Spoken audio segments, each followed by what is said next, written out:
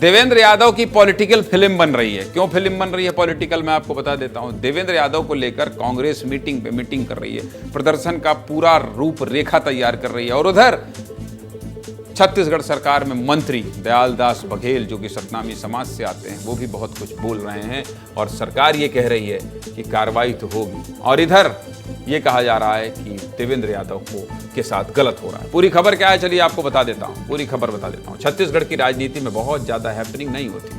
राज्य में भारतीय जनता पार्टी की सरकार बनते ही छत्तीसगढ़ की राजनीति बालौदा बाजार हिंसा के इर्द गिर्द ही घूम रही है। बालौदा बाजार हिंसा के इर्द गिर्द क्यों घूम रही है ये भी बता देता हूं। कांग्रेस के विधायक देवेंद्र यादव को गिरफ्तार कर लिया गया है। आज रायपुर सेंट्रल जेल से ही पेशी हुई है। पेशी के बाद 7 दिन के लिए रिमांड बढ़ा दी गई है। मतलब नेताजी को अब 27 अगस्त तक जेल में रहना पड़ेगा। लेकिन इससे देवेंद्र यादव को नुकसान से ज्यादा फायदा हो सकता है, क्योंकि राजनीतिक गलियारों में देवेंद्र यादव का नाम बड़ा होते जा रहा है, ऐसी चर्चा है।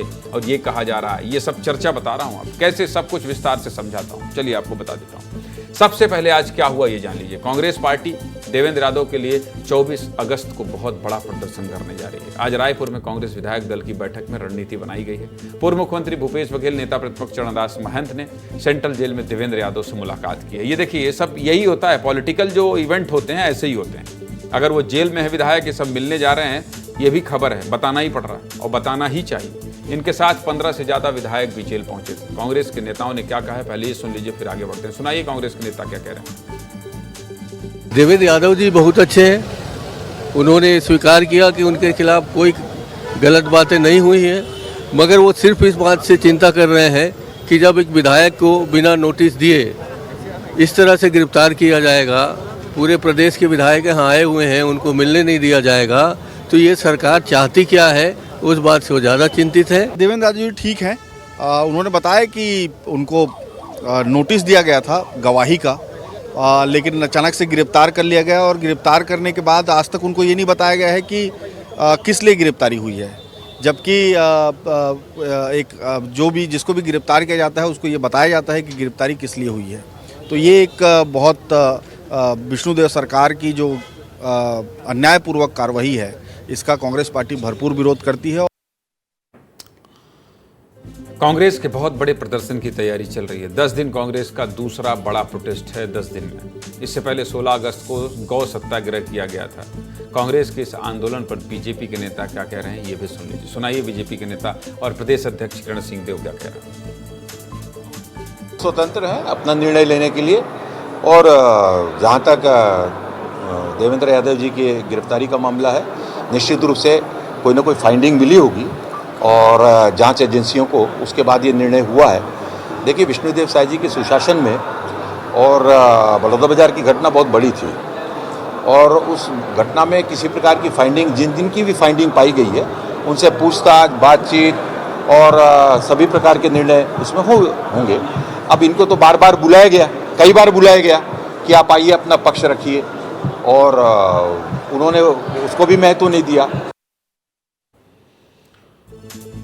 जेल जाने पर इतनी राजनीति क्यों हो रही है ये भी आपको समझा देता हूं। छत्तीसगढ़ की राजनीति में जेल जाना जरूरी है भाई। जेल जाने वाले नेता बहुत बड़े हो जाते हैं, बहुत बड़े। जैसे भूपेश बघेल जेल गए और छत्तीसगढ़ के मुख्यमंत्री बन गए। विजय शर्मा जेल गए और आज राज्य के डिप्टी सीएम हैं। 2007 में पूर्व मुख्यमंत्री अजीत जोगी भी जेल गए। जेल जाने वाले बड़े नेता कौन कौन है ये भी समझा देता हूँ, विस्तार से बता देता हूँ। 2007 में अजीत जोगी राज्य में कांग्रेस के ताकतवर नेता रहे हैं, लेकिन एनसीपी नेता राम अवतार जग्गी हत्याकांड में आरोपी बनाया गया और 1 लाख के मुचलके में अजीत जोगी को 1 दिन में ही जमानत दे दी गई। उस समय रमन सिंह की सरकार थी। 24 सितंबर 2018 में भूपेश बघेल कांग्रेस के प्रदेश अध्यक्ष रहते हुए कथित सिख सीडी कांड में जेल गए। 4 दिन में जेल से छूट गए, लेकिन कांग्रेस के बड़े नेता बन गए। 2018 में ही भूपेश बघेल राज्य के मुख्यमंत्री बन गए। 22 अक्टूबर 2021 में कवर्धा झंडा विवाद में विजय शर्मा जेल गए। 19 दिन जेल में बिताने के बाद विजय शर्मा को जमानत मिल गई, लेकिन इसके बाद विजय शर्मा बड़े हिंदू नेता के नाम पर उभरे। 2023 में बीजेपी की सरकार बनते ही डिप्टी सीएम बने और गृह मंत्री की जिम्मेदारी संभाल रहे हैं। और अब इन्हीं नेताओं के कद को देखते हुए देवेंद्र यादव को भी जोड़ा जा रहा है। इसके पीछे जातिगत समीकरण भी देखा जा रहा है, क्योंकि छत्तीसगढ़ की राजनीति में ओबीसी वर्ग का बोलबाला है। लेकिन देवेंद्र यादव के लिए ये आसान सफर नहीं होगा, क्योंकि देवेंद्र यादव के खिलाफ सतनामी समाज के लोगों को भड़काने का आरोप लगा है।